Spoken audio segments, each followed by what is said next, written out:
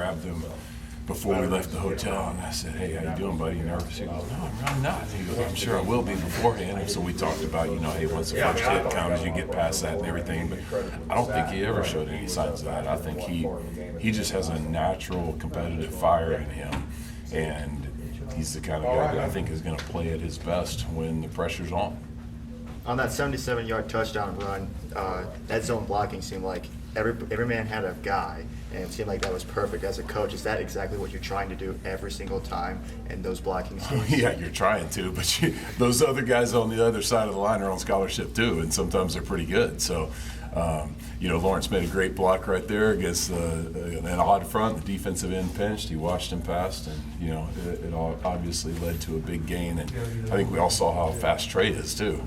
The guy took off. But yeah, you're looking for that every play, but you know that every play is not going to be perfect. Honestly, I'm more pleased with some of the runs that we had that were really tough yards, but we made 3 and 4 and 6 yards on them. There were a couple times there where we continued pushing and driving the pile, and Trey kept churning, and we turned what looked like might have been a 2 or 3 yard gain into a 4, 5, 6 yard gain. I'm more pleased with that because that's where you typically get longer runs, when you have the ability to exert your will in the defense. You really did play so well on Saturday. I mean, probably being the best defense you're probably going to see all year. Does that give you more confidence going down the line, knowing that you can probably run the football in any game you play?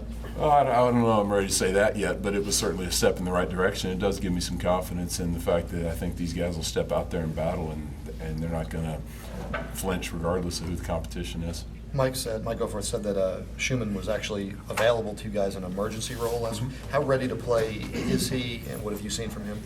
I've seen continual progress towards getting himself back to being 100%. He's still not there, but we'll see where he is at the end of the week. But would you plan to use him this weekend, or is he still a week away from that? Or? I hope to. We'll see. When you came in here, I think one of the titles you had was run game coordinator.